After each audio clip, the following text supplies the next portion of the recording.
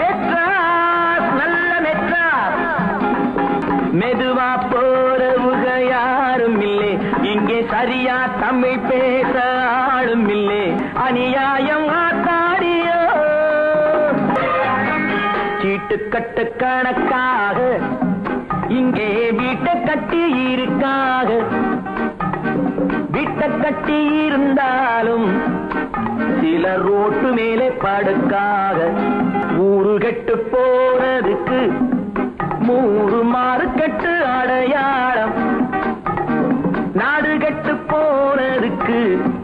மெட்ராசு நாகரிகம் அடையாளம் தேராட்டம் காரினிலே